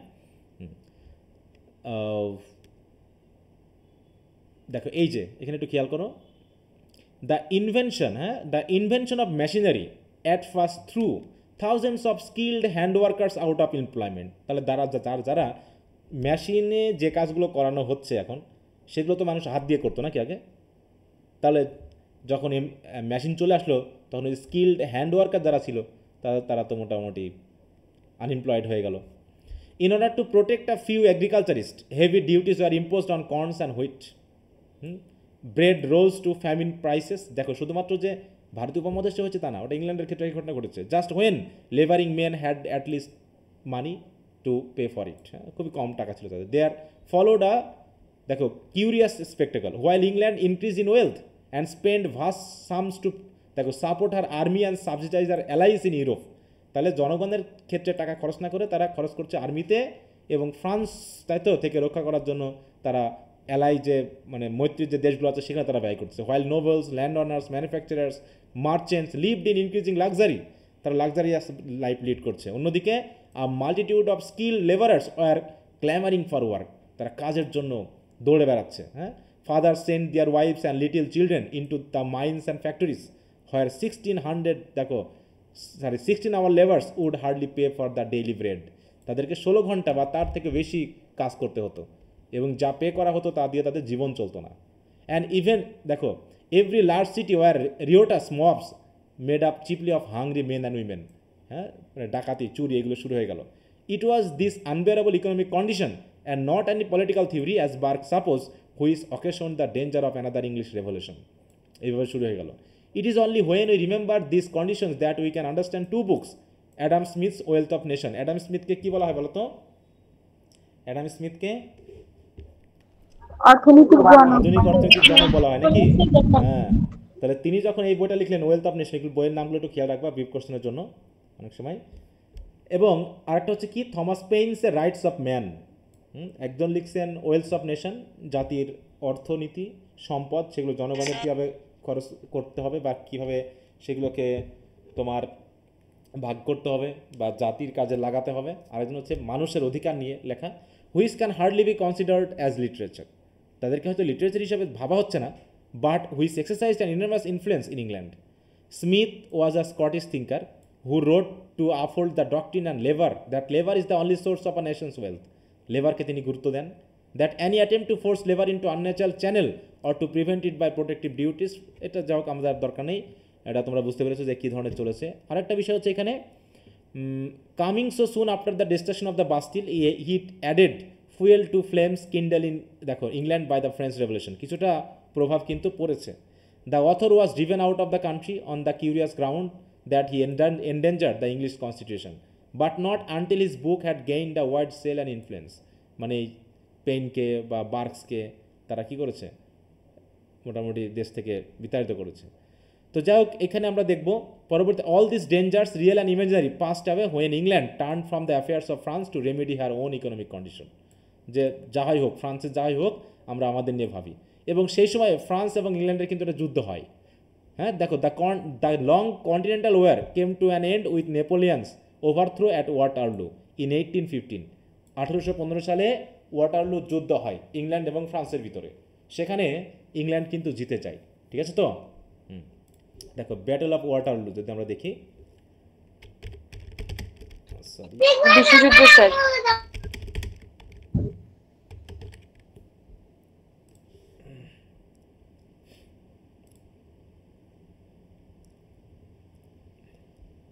এই দেখো হ্যাঁ, the battle of Waterloo was fought on Sunday এত এত, the United Kingdom marking the end of Napoleonic war. হ্যাঁ এটা ঠিক আছে তো।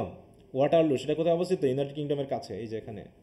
The French imperial army under the command of Napoleon the first was defeated by two armies of 17th coalition. One was a British led force, দেখো British led force unit from the United Kingdom, এছাড়াও Netherland, মানে কয়েকজন মিলে আর কি এটা হয়।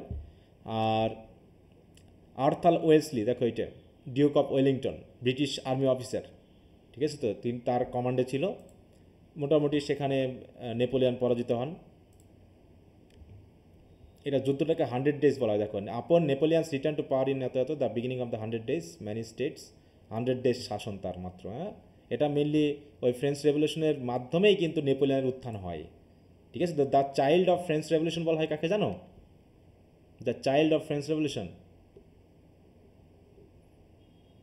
নেপোলিয়নকে এই নেপোলিয়নকে বলা হয়, ঠিক আছে তো। হ্যাঁ নেপোলিয়নকে দ্য চাইল্ড অফ, দেখি না আসে কিনা ফ্রেঞ্চ, আচ্ছা the child of French revolution as a Napoleon Bonaparte, is often referred to as the child of French Revolution because the revolution's upheaval of the old order and promotion of meritocracy provided him with the opportunity to rise to prominence. তিনি একজন army soldier, মিলিটারিতে কাজ করতেন, কিন্তু তিনি ওখান থেকে আবার ক্যারিয়ার ডেভেলপ করতে করতে তিনি ওখানে প্রধান হয়ে যান। হ্যাঁ ক্লাস সিস্টেমটা শেষ হওয়ার পরে মিলিটারি অপরচুনিটি, রেভলিউশন আইডিয়াল এবং লিগাল তৈরিতে। দেখো while Napoleon later became an emperor and arguably moved away from some of the initial revolutionary ideals, his rise to power and influence was undoubtedly linked to the upheaval and change brought about by the French Revolution. আচ্ছা ওকে, তাহলে Waterloo যুদ্ধে তাকে এখানে বলছে পরাজিত হলেন। England having gained enormously in prestigious abroad now turn to the work of reform at home. তারা তাদের রিফর্ম শুরু করলো। ওদিকে কী কী রিফর্ম করলো সেগুলো যদি আমরা একটু দেখি। The destruction of the African slave trade, দেখো the destruction of the African slave trade, African Abraham লিঙ্কনের ভাষণ কবে ছিল? গেটিসবার্গ অ্যাড্রেস মনে আছে? 1865 কত 1861 তাই তো? প্রেসিডেন্ট হন আব্রাহাম লিঙ্কন। এই যে 1863 তিনি ভাষণটা দেন। 1865 সেই আমেরিকান সিভিল ওয়ারটা শেষ হয়। তার মানে কি ওখানে স্লেভ ট্রেড চলছিল আমেরিকাতে, তাই না? আমেরিকাতে স্লেভ ট্রেড চলছিল। দেখো তারা কিন্তু ইংল্যান্ড থেকে অলরেডি স্বাধীনতা পেয়ে গেছে, ইংল্যান্ড থেকে কিন্তু স্বাধীনতা পেয়ে গেছে, তারপরেও সেখানে কিন্তু স্লেভ ট্রেড বা কাস্টম অফ স্লেভারি কিন্তু চলছিল, সেটার বিরুদ্ধে অনেক আন্দোলন করছেন। কিন্তু এখানে বলছে the destruction of the African slave trade, the mitigation of horribly unjust laws, মানে ইংল্যান্ড মোটামুটি এদিক থেকে একটু সভ্য হওয়া শুরু করছে। Which included poor debtors and petty criminals in the same class. হ্যাঁ যে আনজাস্ট যে লগুলো ছিল সেগুলোকে মিটিগেট করা হলো, দূর করা হলো। The prevention of child labour, দেখো চাইল্ড লেবার নিয়ে কে লিখছে বলো তো? উইলিয়াম ব্লেক, তাই না? উইলিয়াম ব্লেক কিন্তু লেখালেখি করছেন। তাহলে সেটাকে চাইল্ড লেবারটাকে প্রিভেন্ট করা হলো, মানে কি এগুলো রিফর্ম করছে। The freedom of the press, প্রেসের ফ্রিডম দেওয়া হচ্ছে। The extension of manhood suffrage, পুরুষদের বিশেষ করে ম্যানহুড সাফরেজ, কেন সাফরেজ মানে কি? ভোটাধিকার। আগে ভোটাধিকার একটা নির্দিষ্ট শ্রেণীর মানুষের দেওয়া ছিল, কিন্তু আস্তে আস্তে এটা কমন পিপলরাও পেয়ে যায়। এবং ইংল্যান্ডে মেয়েরা কখন ভোটাধিকার পায় জানো?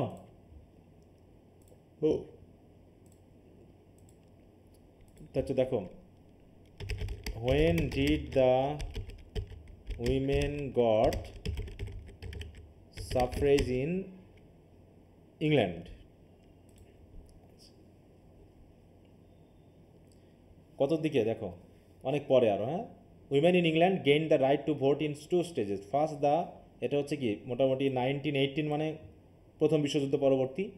হ্যাঁ granted suffrage to women over 30 who own, দেখো খেয়াল করো, উইমেন ওভার 30 মানে বয়স 30 হবে, এবং যারা who own property were married to home owners, মানে যাদের বাড়ি থাকবে অন্তত, হ্যাঁ তাদেরকে শুধু দেওয়া হলো। পরবর্তীতে ইকুয়াল, দেখো at 1928 extended suffrage to all women over 21 যাদের বয়স হবে তাদের দেওয়া হলো। Granting them equal voting rights with main, পুরুষের মতো তাদের অধিকার দেওয়া হলো।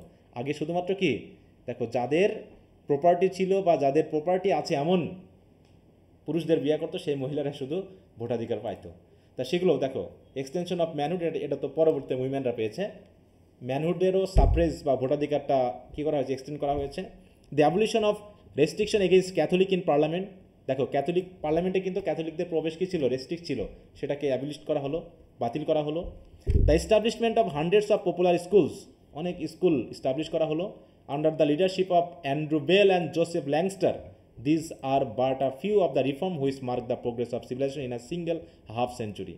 When England in 1833 proclaimed the emancipation of all slaves in all her colonies, দেখো ঘোষণা করে দিল, হ্যাঁ, she unconsciously proclaimed her final emancipation from barbarism, অন্তত তখন থেকেই, যেদিন থেকে স্লেভারি প্রথাটাকে বাতিল করলো ইংল্যান্ড, অন্তত স্লেভদেরকে মুক্ত করে দিলে, এমনকি তার কলোনিগুলোতেও, সেদিন থেকে মোটামুটি ব্যাবারিজম বলে যে প্রথাটা ছিল সেখান থেকে ফাইনালি ইংল্যান্ড মুক্ত হলো একটা সভ্য জাতি হিসাবে তখন থেকেই মোটামুটি। কিন্তু ততক্ষণে কি কলোনিগুলো কি মুক্ত হয়েছে তখনও, বলো তো? না স্যার, হ্যাঁ, তখন তো ভারত কারণ কি এমনিতে এই যে আমরা যে রবীন্দ্রনাথের যেটা পাই, যে তোমার যে লেটারটা পাচ্ছি, তাই না, সেখানে জালিয়ানওয়ালাবাগ যে হত্যাকাণ্ড, এটা কবে হয়েছিল বলো? 1919 সালে। জালিয়ানওয়ালাবাগ ম্যাসাকার, দেখো এই যে 1919 সালে, তাই না? তার মানে কি, সে স্লেভদেরকে মুক্ত করলো, নিজে সভ্য হওয়ার চেষ্টা করলো, কিন্তু তারপরেও এরকম বড় বড় হত্যাকাণ্ড কিন্তু তখনও চলছে। তার মানে কি, আসলে ইংল্যান্ড সভ্য হয়েছে, কিন্তু তার যারা নেতাগুলো আছে তারা তো যাদের মতো করে মোটামুটি চালাচ্ছে, হ্যাঁ, তাদের মতো করে চালাচ্ছে। তো যাই হোক, তার মানে কি এই সময়টা খুবই গুরুত্বপূর্ণ একটা এইজ, বিশেষ করে পলিটিক্যাল এবং ইকোনমিক দিক থেকে। আর এই সময়ে অনেক রেভলিউশন, তারপরে অনেক আন্দোলন, অনেক কিছু হয়েছে। তারপরে ইংল্যান্ড মোটামুটি নিজের মতো করে শক্তিশালী একটা স্ট্যান্ডে থেকে বিভিন্ন রিফর্ম করার মাধ্যমে এগিয়ে যায়। আর এটা তো দেখলাম আমরা রাজনৈতিক এবং অর্থনৈতিক বিষয় দিক থেকে। তাহলে ওই যে ধর্মীয় যে ঝামেলাগুলো ছিল, সেই যে শুরু হয়েছিল তোমার রিফরমেশন পিরিয়ড থেকে, ক্যাথলিসিজম, প্রোটেস্ট্যান্টিনিজম, অ্যাংলিকানিজম, পিরিটানিজম, কত কিছু আসলো। এটা মোটামুটি আমরা জানি শেষ হয়েছিল কিসের মাধ্যম দিয়ে বলো তো? কমনওয়েলথ পিরিয়ড আসার পর থেকে, তাই না? তারপরেও ক্যাথলিক প্রোটেস্ট্যান্ট নিয়ে তো অনেক ঝামেলা ছিল, তারপরেও কিছু কিছু ছিল, বিশেষ করে যখন ওই যে তোমার অরেঞ্জ রেভলিউশন হলো, সেখানেও জেমস দ্য ফার্স্টকে শুধু ক্যাথলিক হওয়ার জন্য তাকে রাজ্য থেকে বিতাড়িত করা হলো। উইলিয়াম দ্য থার্ড আসলো, তাই না? সে এখানে এসে কী করলো বলো? ম্যারির সাথে বসে শাসন করা শুরু করলো। ক্যাথলিক প্রোটেস্ট্যান্ট ব্যাপারটা তখনও ছিল, এমনকি এই যে এখানে বলছে না যে তোমার ক্যাথলিকদেরকে পার্লামেন্টে সদস্য হওয়ার মতো সুযোগ দেওয়া হতো না, সেটাকেও সে রেস্ট্রিকশনটা তুলে নেওয়া হলো। অনেক কিছুই যা পরিবর্তন সুযোগের সাথে সাথে চলতে থাকে, সময়ের সাথে সাথে সব কিছু একসময় ঠিক হয়ে যায়, শুধু অপেক্ষায় থাকতে হয়। আচ্ছা, তো যাই হোক, এরকম উত্থান পতন সব দেশেই আছে, আমার দেশে এখন চলতেছে আর কি সেই উত্থান পতনগুলো, নাকি? এরপর চলে আসছে literary characteristics of the age. এই জায়গাটা খুবই গুরুত্বপূর্ণ, একটু ভালো করে মনোযোগ দিবা আরও। দেখো, এই যে আজকে যে বিষয়গুলো একটু আলোচনা করলাম হিস্ট্রিক্যাল ব্যাকগ্রাউন্ডের, অনেকগুলো কিন্তু ব্রিফ কোশ্চেন আছে, হ্যাঁ, এগুলো একটু ভালো করে খেয়াল রাখবা। ফ্রেঞ্চ রেভলিউশন, তারপর হচ্ছে তোমার এই যে তোমার বিভিন্ন যুদ্ধ ওয়াটার ইত্যাদি বিষয়গুলো, পলিটিক্যাল যে থিওরিগুলো আছে, পলিটিক্যাল হিস্ট্রিগুলো আছে, এগুলো একটু খেয়াল রাখবা, মনে থাকবে? জি স্যার। যদিও এগুলো বই থেকেও তোমরা একটু পড়ে নিবা, এবিসি থেকে। Literary characteristics of the age. তাহলে এখন লিটারারি ক্যারেক্টারিস্টিক্স আমরা অলরেডি বুঝেই ফেলেছি যে এখানে তোমার কী ধরনের বৈশিষ্ট্য এসেছে। It is intensely interesting to note how literature at first reflected the political turmoil of the age. Political turmoil যেটা ছিল সেটা কীভাবে তুলে ধরলেন। Then when the turmoil was over and England began her mighty work of reform, how literature suddenly developed a new creative spirit which shows itself in the poetry of Wordsworth, Coleridge, Byron, Shelley, Keats, and in the prose of Scott and Jane Austen, Lamb and De Quincey. এই হচ্ছে major writer, কিন্তু এখানে সব নাম বলে দিয়েছে। A wonderful group of writers whose patriotic enthusiasm suggests the Elizabethan days and whose genius has caused their age to be known as the second creative period of our literature. তাহলে first creative period কোনটা ছিল? First creative period কোনটাকে বলবো? Elizabethan age, তাই তো? Elizabethan age হচ্ছে golden period বা the first creative period, আর রোমান্টিক এজকে বলা হচ্ছে কি? The second creative period of our literature, কারণ এই এজে মোটামুটি মন খুলে সবাই লিখছে আর কি। Thus in the early days when old institutions seemed crumbling with the Bastille, Coleridge and Sade formed their youthful scheme of দেখো pantisocracy on the banks of Susquehanna, দেখো এখানে একটা নদীর এবং বলছে অ্যান আইডিয়াল অফ কমনওয়েলথ ইত্যাদি ইত্যাদি। বিশেষ করে মুরস ইউটোপিয়ার কথা মনে আছে, থমাস মুরের ইউটোপিয়া, সেই আদলে সেই প্রিন্সিপালগুলোকে ফলো করে তারা চেষ্টা করেছে, should be put in practice, তারা চেষ্টা করেছে সেই প্রিন্সিপালগুলোকে মানে প্র্যাকটিসে নিয়ে আসা বা অনুশীলন করা, বা এই প্র্যাকটিস বলতে মোটামুটি চালু করা এরকম আর কি। Even Wordsworth fired with political enthusiasm could write, তিনি চেষ্টা করেছেন যে পলিটিক্যাল এনথুজিয়াজমে যে bliss was it in that dawn to be alive but to be young was very haven.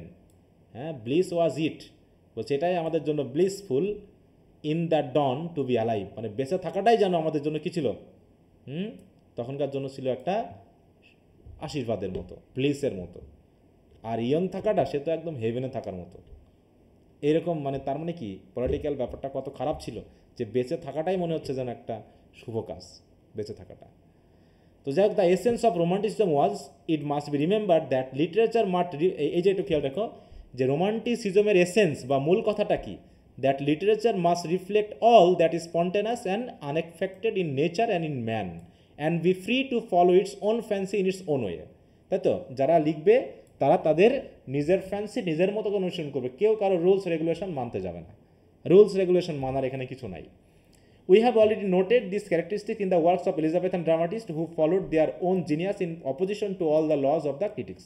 In Coleridge we see this independence expressed in Kubla Khan and the Ancient Mariner. আমরা পরিচিত নাকি Kubla খান এবং Ancient Mariner, S.T. Coleridge, two dream pictures, one of the populous Orient and the other of lonely sea.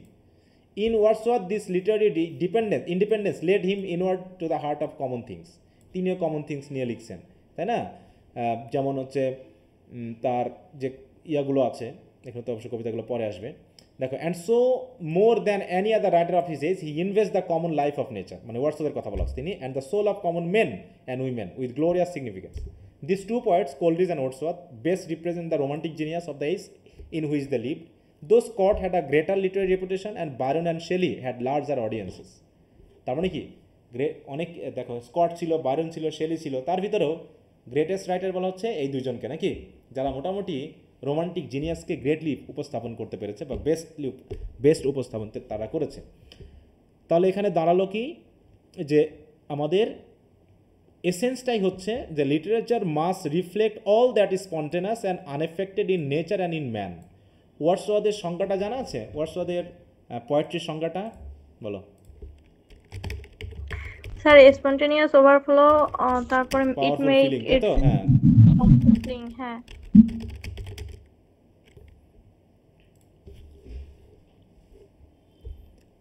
দেখো এখানে দিয়েছে। হ্যাঁ, দেখো, William Wordsworth famously defined poetry as the spontaneous overflow of powerful feelings originating from emotion recollected in tranquil, যেটা I wander lonely as a ক্লাউডে বিশেষ করে যদি দেখি যে সেই ফিলিংটা অরিজিন হবে কোথা থেকে, ইমোশন থেকে হবে, হঠাৎ করে আসবে না, সেটা ইমোশন থেকে আসবে, যে ইমোশনটা রিকালেক্টেড হয়েছে ট্র্যাঙ্কুইলিটি না একাকিত্বের সময়। I wander lonely as a ক্লাউডের শেষে তিনি বলেছেন কিন্তু, তাই না, যে আমি যখন ওই যে রুমের ভিতরে থাকি নাকি, আমরা যখন কোচে শুয়ে থাকি, I lie vacant and pensive মুডে, তখন কেমন হয় সেই ড্যাফোডিল ফুলগুলো আমার ইনার আইতে কেমন হয়, কী করে ডান্স করে ওঠে না, আর তাতে আমার হার্টটাও ডান্স করতে থাকে। তাহলে স্পন্টেনাস ওভারফ্লো যে হবে পাওয়ারফুল ফিলিংটা, এই ফিলিংটা ইনস্ট্যান্টলি আসবে না, যে আমি একটা জিনিস দেখেছি, আমি একটা আনন্দ পেয়েছি, এটা ইনস্ট্যান্টলি কাজ করবে তা না, বরং এটা অরিজিনেট করবে ট্র্যাঙ্কুইলিটির সময়, তাই তো, যে ইমোশনটা রিকালেক্টেড হবে ট্র্যাঙ্কুইলিটিতে, একাকিত্বে, নির্জনতায়, এবং সেই নির্জনতায় অটোমেটিক মনের ভাবগুলো উঠে আসবে যখন, তখন একজন কবি কবিতা লেখা শুরু করবে, সেই ফিলিংগুলোকে তারা লিখিত রূপ দেবে, এই লিখিত রূপ দিলে কবিতা হয়ে যাবে। কিন্তু এই ব্যাপারটা নিও ক্লাসিসিজমে ছিল না, তাই না? বলছে in essence he viewed poetry as a natural unforced expression of intense emotions brought forth by the poet's memory and reflection on past experience. This definition emphasize on the emotional core of poetry and the role of memory and the reflection in its creation. এই কথা বুঝতে পেরেছ? ওকে, তাহলে এখানে সেটা বলেছে, তার মানে তিনি কি চাচ্ছেন যে Wordsworth definition was revolutionary for its time because it shifted the focus of poetry from elaborate language and artificial subject to the poet's personal experience and the emotional impact of everyday life. তার মানে নিওক্লাসিসিজমের যে artificial subject ব্যাপারটা ছিল, artificial যে language ছিল, সেখান থেকে উঠে আসা হয়েছে। ওকে, তারপর কী হচ্ছে দেখো, the second characteristic of age that it is emphatically an age of poetry. এই এজে নভেলও লেখা হয়েছে, প্রোজও লেখা হয়েছে, কিন্তু এখানে পোয়েট্রির একটা কী ছিল, বিজয় বা জয় ছিল নাকি। The previous century with its practical Outlook on life was largely on a pros, যেটা নিওক্লাসিসিজমে অধিকাংশ প্রোজ ছিল। But now as in the Elizabethan as the young enthusiast turn as naturally two poetry as a happy man to singing. একজন খুশি মানুষ যেমন রাস্তা যাতে automatic গান করে, ঠিক একইভাবে ইয়ং যা কবিগুলো ছিল তারা অটোমেটিক পোয়েট্রিতে তারা তাদের মনের ভাব প্রকাশ করেছে। The glory of the age is in the poetry of Scott, Wordsworth, Coleridge, Byron, Shelley, Keats, Moore and Southey. Of its প্রোজওয়ার্কও ছিল যেমন দোজ অফ স্কট অ্যালন। দেখো স্কটের কবি মানে প্রোজেই have attend a very wide reading, though the essays of Charles Lamb's and the novel of Jane Austen have slowly won for their authors as a secure place in the history of our literature. তার মানে novel লিখেছে কে? Gen Austin, তাই তো novel লিখেছেন। এসে লিখেছেন কে? Charles lamb. Scott হচ্ছে কি, তিনি একজন কবি, হ্যাঁ। তারপর হচ্ছে এছাড়াও Coleridge and Southey who with Wordsworth from, দেখো from the trio of so called lake poets. দেখো who are the lake poets, এটা ব্রিফ কোশ্চেনটা কিন্তু খুব আসে। কে বলো তো লেক পয়েটস কারা কারা? তিনজন কিন্তু, উইলিয়াম কোলরিজ আর হচ্ছে ওয়ার্ডসওয়ার্থ, আর তাই তো? রবার্ট এবং উইলিয়ামসন। হ্যাঁ, এই তিনজন মিলে একটা ট্রিও গঠন করে না। দেখো ওয়ার্ডসওয়ার্থ, দেখো form the trio so called lake poets, wrote far more prose than poetry. Okay, Southey's prose is much better than is verse. Southey কবিতাও লিখেছেন কিন্তু তার প্রোজগুলো ভালো। It was characteristics of the spirit of his age, so different from our own. Southey কবিতায় দেওয়ার দরকার নেই আমার এখানে, মোটামুটি যেগুলো দেখলাম এগুলো একটু খেয়াল রাখো। এই জায়গায় আমরা একটু খেয়াল রাখি, দেখো the French revolution stirred all Europe to its depth and during the following half century every great movement in literature. অতএব ফ্রেঞ্চ রেভলিউশনের প্রভাবটা ইংলিশ সাহিত্যের ক্ষেত্রে যত রকমের মুভমেন্ট রয়েছে সব কিছুতেই বড় ধরনের প্রভাব বিস্তার করেছে। As in politics and religion was characterised by strong emotion. ইমোশনটা হচ্ছে এখানে সবচেয়ে জরুরি বিষয়। Which is all the more noticeable by contrast with the cold formal and satiric spirit of the early 18th century, যেটা বারবারই নিওক্লাসিক্যাল এজ বা 18th সেঞ্চুরির যে কোল্ড ফর্মাল স্যাটিরিক স্পিরিটের সাথে কম্পেয়ার করতে হচ্ছে বারবারই। হ্যাঁ, এই জায়গাটা একটু খেয়াল রাখো, কারণ এটা শর্ট কোশ্চেন বা ব্রড কোশ্চেন আসতে পারে। যেটা আগে বলেছি যে রোমান্টিক এবং নিওক্লাসিসিজমের মধ্যে যে কন্ট্রাস্ট সেটা। ওকে,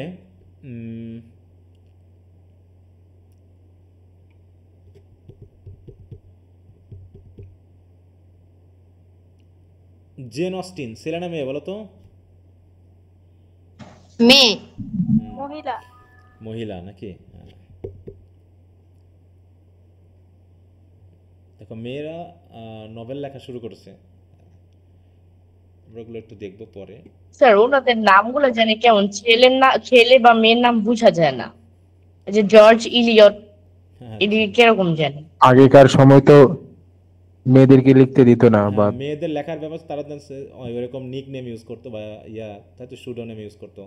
ডিসগাইজ অবস্থায় হ্যাঁ, মানে লেখা প্রকাশিত হতো তাদের। আচ্ছা, তো ঠিক আছে। দ্য পয়েটস অফ রোমান্টিসিজম, এখন ওই 3 ধাপে আলোচনা করা হবে। পয়েটস, প্রোজ, তাই তো, মানে পোয়েট্রি, প্রোজ এভাবে দেখানো হবে। প্রথমেই যার নাম আসছে সেটা হলো উইলিয়াম ওয়ার্ডসওয়ার্থ। ওকে, দেখো ইট ওয়াজ, আচ্ছা ওগুলো আমাদের দেখার দরকার নেই, ঠিক আমরা তার ওয়ার্কে চলে যাব। লাইফও আমার দরকার নেই।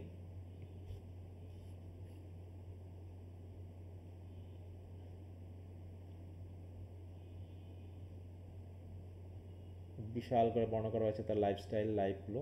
দ্য পোয়েট্রি অফ ওয়ার্ডসওয়ার্থ আমরা এখানে একটু দেখি। দেখো এখানে কয়েকটা লাইন আছে, বলছে poetry was his life, his soul in all his work, and only by reading what he has written can we understand the man. তাহলে তিনি যা লিখেছেন তা দিয়েই আমরা কবিকে বুঝতে পারবো। There is often a sense of disappointment when one reads Wordsworth for the first time, কারণ তার কবিতাগুলো কেমন একটু অন্য ধরনের, তাই না? This leads us to speak first of two difficulties which may easily prevent a just appreciation of the poet's worth. The first difficulty is in reader who is often puzzled Wordsworth absolute simplicity. মানে কি ধরনের লিখেছেন? Simply, we are so used to stage, দেখো effects in poetry that beauty unadorned is apt to escape from notice. মানে তার যে কই যে লুসি পোয়েম যেটা আমরা পড়েছিলাম, তাই না? তারপর হচ্ছে ওয়ার্ডসওয়ার্থের ডিফিকাল্টি কী অত আমাদের দেখার দরকার নেই। এইখানে আমরা যদি দেখি বলছে if we go further and study the point that Impress us we shall find 4 remarkable characteristics. আমরা তার কবিতার 4টা রিমার্কেবল ক্যারেক্টারিস্টিক পাবো। প্রথম হচ্ছে ওয়ার্ডসওয়ার্থ ইজ সেন্সিটিভ, মানে তিনি খুবই সেন্সিটিভ, এবং আমরা তার কবিতা পড়ে দেখেছি যে ছোটো ছোটো বিষয়গুলোতেও তিনি কী করেছেন, খুবই গুরুত্বের সহিত দেখছেন, তাই না, এরকম একটা ব্যাপার। তারপরে হচ্ছে আমরা ওগুলো ভিতরের কথাগুলো পড়বো না। Of all the poets who have written of nature there is none, দেখো none compare with him in the truthfulness of his representation. তার মানে অনেকেই নেচার নিয়ে লিখছেন, কিন্তু নেচারের ব্যাপারে তিনি যতটুকু সরাসরি লিখছেন এরকমটা আর কেউ লেখেনি। হ্যাঁ, তার বলছে no other poet ever found such abound beauty in the common world. হ্যাঁ, তিনি কমন ওয়ার্ল্ডের ভিতরে, নেচারের ভিতরে যে ধরনের বিউটিকে পেয়েছেন, এরকম বিউটি আর কোনো কবি খুঁজে পায়নি। মানে এর ভিতরে পাওয়ার আছে, বিউটি আছে, সব কিছু। এবং নেচারকে কী বলা হচ্ছে বলো তো, ওর দেখো টিনটা নাবিতে বা এগুলোতে কী বলা হচ্ছে তাকে, নেচারকে আমাদের গাইড নাকি, নেচারই হচ্ছে কি নার্স বলা হয়েছে না এখানে। নেচারকে কী বলা হচ্ছে, সিয়ার, প্রফেট, অনেক কিছু বলা হয়েছে। গড। হ্যাঁ, ঠিক আছে তো। এবং সেখানে কি গডের উপস্থিতি তিনি ওখানে নেচারে ফিল করছেন। হ্যাঁ, তাই বলছে দেখো এই জায়গায় যে it is the life of nature which is everywhere recognise. দেখো, হ্যাঁ, not more mere growth or cell changes but sentient personal life and the recognition of this personality in nature characterises all the world's great poetry. In his childhood Wordsworth regarded natural objects, the stream, দেখো এই জায়গায়, হ্যাঁ, the hills, the flowers, even the winds as his companions. And with his দেখো mature belief that nature is the reflection of the living God, God's reflection. It was inevitable that his poetry should thrill with the sense of a spirit. আর এটাকে কি বলা হচ্ছে বলো তো, একটা theory আছে, বলো, গডের উপস্থিতি নেচারের উপরে ফিল করাটাকে কি বলছিল? Pantheism. হ্যাঁ, প্যানথিজম। প্যান্থিজম। হ্যাঁ, ওই ব্যাপারটা দেখো, such is the philosophy of Wordsworth natural poetry. তিনি তাই বলছে if we search now for his philosophy of human life we shall found for মন ডক্ট্রিনস। ওগুলো আমাদের অত দরকার নেই, তার আমরা সাহিত্যগুলো দেখি তাহলে হবে।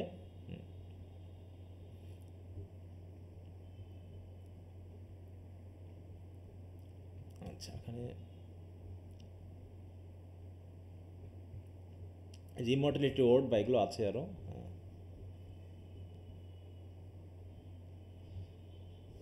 আচ্ছা, এখানে একটু ভাগ করেই সাহিত্যকর্মগুলো দেওয়া হয়েছে।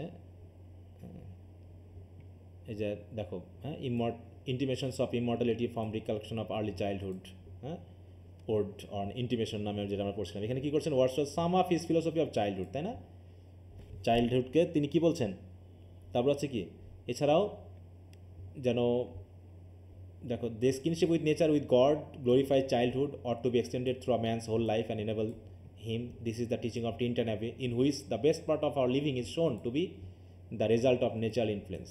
According to Wordsworth, society and the crowded unnatural life of cities tend to weaken and pervert humanity. এটা তিনি বলেছেন, কারণ ওই সময় যে নেচারকে নষ্ট করা হচ্ছে। And a return to natural and simple living is the only remedy for human wretchedness. এছাড়াও the natural instincts and pleasure of childhood are the true standards of a man's happiness in this life. যেমন হচ্ছে এখানে তিনি যে কবিতা বলেছেন in the টিনটন Abby বা rainbow, ode to, বিশেষ করে ইন্টিমেশনস অফ ইমর্টালিটি এবং হচ্ছে দ্য টিনটন অ্যাবি, এগুলো তো বেশি করে কবি চাইল্ডহুড নিয়ে কথা বলেছেন।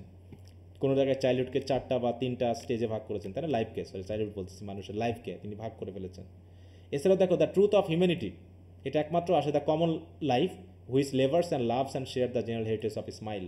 তারপরে কমন পিপলদের ব্যাপারটা দেখিয়েছেন। হ্যাঁ, এখানে দেখো এই জায়গায় বলছে কি, দেখো দেখো Burns and the early poets of a revival began the good work of showing the romantic interest of common life and Wordsworth continue it in Michael. এই যে মাইকেল নামে একটা কবিতা, তাই না, তারপর হচ্ছে দ্য সলিটারি রিভার, তারপর হচ্ছে to a highland girl, stepping westward, the excursion, এগুলো যে তিনি কমন পিপল দিয়ে নিয়ে লিখছেন। আবার বলছে দেখো to this natural philosophy of man ads a mystic element. Mystic ব্যাপারটা তো আমরা জানি, বিশেষ করে তিনি ওড অন ইন্টিমেশনও দেখিয়েছেন, টিনটন অ্যাবিতেও দেখেছেন যে the result of his own belief that in every natural objects there is a reflection of the living God. Nature is everywhere transfused and illuminated by spirit and man also is a reflection of the divine spirit. যে ম্যানও হচ্ছে এই divine স্পিরিটেরই একটা reflection. And we shall never understand the emotions roused by a flower or a sunset until we learn that nature appeals through the eye of man to his inner spirit. যেটা Tintern অ্যাবিতে তিনি দেখিয়েছেন। In a word nature must be spiritually discern, in Tintern Abbey the spiritual appeal of nature is express in almost every line.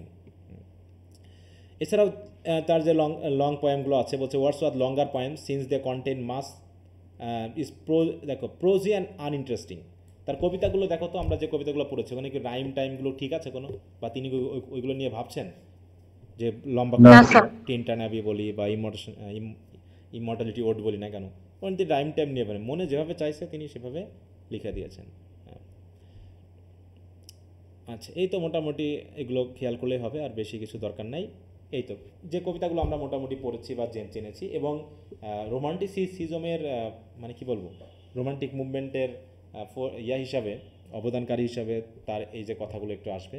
তিনি নেচারকে কীভাবে দেখছেন, ইমোশনকে কীভাবে দেখিয়েছেন, nature অবজেক্টকে গডের সাথে মিস্টিসিজমের মাধ্যমে মিলিয়ে কীভাবে দেখিয়েছেন, এগুলো একটু কথার ভিতরে আসবে। এটা মাঝে মাঝে একটু একটু এই বিষয়গুলো খেয়াল রাখবা। তার কবিতা 2-5টা খেয়াল রাখলে চলবে। ওকে, তারপরে হচ্ছে হ্যাঁ এসটি কলিজ, হ্যাঁ বলো। স্যার এখানে যে কিছু কিছু জায়গায় যে কিছু কোটেশন দিয়েছে, এগুলো কি আমরা পরীক্ষা ইউজ করতে পারবো না? এগুলো সঙ্গতপূর্ণ হয়? হ্যাঁ, যদি চেষ্টা করো দিতে পারবা। মনে হয় না ওগুলো প্রয়োজন আছে, কারণ আমরা যেভাবে কোশ্চেন আনসারগুলো করবো তাতে এই কোটেশনগুলোর জায়গাটা আসার সম্ভাবনাটা কম। ঠিক আছে, তবে দিতে পারো, যদি আসে দিতে পারো, কোনো সমস্যা না, দিলে তো ভালোই। স্যার আর মাঝে মাঝে স্যার এই যে কিছু প্রশ্ন আছে যে বিভিন্ন স্টেজ নিয়ে আলোচনা করে, যেমন ওই যে মানে চৌসারের যে লাইফের যে বিভিন্ন স্টেজ নিয়ে আলোচনা করছে, ওগুলা আমরা কি পয়েন্ট আকারে দিতে পারবো না? ফার্স্ট স্টেজ, তারপরে পয়েন্ট হ্যাঁ আকারে ওইভাবে তো দিতে দিতে পারবো না? হবে, ওইভাবে তো দিতে হবে। আমরা কি ওইভাবে দিই না আনসারগুলো? মানে ওরকম করে ইন্ডিকেট করে দেন নাই স্যার, শুধু নিচে একটা আন্ডারলাইন করে দেওয়া আছে, মানে লাইনের মাঝখানে। না, যদি পারো পয়েন্ট আকারে দিবে না কেন, অবশ্যই দিতে পারবা। হ্যাঁ আচ্ছা স্যার। আচ্ছা আচ্ছা, তো ঠিক আছে, তাহলে আজকে এখানে রাখতে হচ্ছে। আগামী দিন আমরা স্যামুয়েল টেলর কলেজ থেকে শুরু করব, আর যে পড়াগুলো দিয়েছি এগুলো একটু পড়তে থাকো, হ্যাঁ, ধারাবাহিকভাবে। আচ্ছা, তো ঠিক আছে, তো সবাই ভালো থাকো। আর হ্যাঁ বলো, কিছু বলতে চাচ্ছো? স্যার আমাদের এক্সামের ডেট কি ফার্স্ট ইয়ারের পরেই পড়বে? বুঝতেছো, তোমার সাউন্ড হচ্ছে, কথাটা ক্লিয়ার হচ্ছে না, আবার বলো। স্যার আমাদের এক্সামের ডেট কি ফার্স্ট ইয়ারের পরেই পড়বে? সেটা তো বলা মুশকিল, ধরে রাখো নভেম্বর এই সময়ে ধরে রাখো, ঠিক আছে। যদি বাংলাদেশে কিছু না হয় তাহলে সম্ভাবনা আছে। ফার্স্ট ইয়ারের পরীক্ষার মনে করো 15-20 দিন বা 1 মাস পরে তোমাদের পরীক্ষা হবে, এটা ধরে পড়তে থাকো, ঠিক আছে। আচ্ছা, তবে বিভিন্ন জায়গায় শোনা যাচ্ছে যে নভেম্বর ডিসেম্বরে হতে পারে এরকম, কিন্তু অত দূর ভাবার দরকার নেই, তোমরা আরো 1 মাস কমে ভাবো, ঠিক আছে। জি স্যার। আচ্ছা, তো ঠিক আছে, তো সবাই ভালো থাকো, ওকে বাই।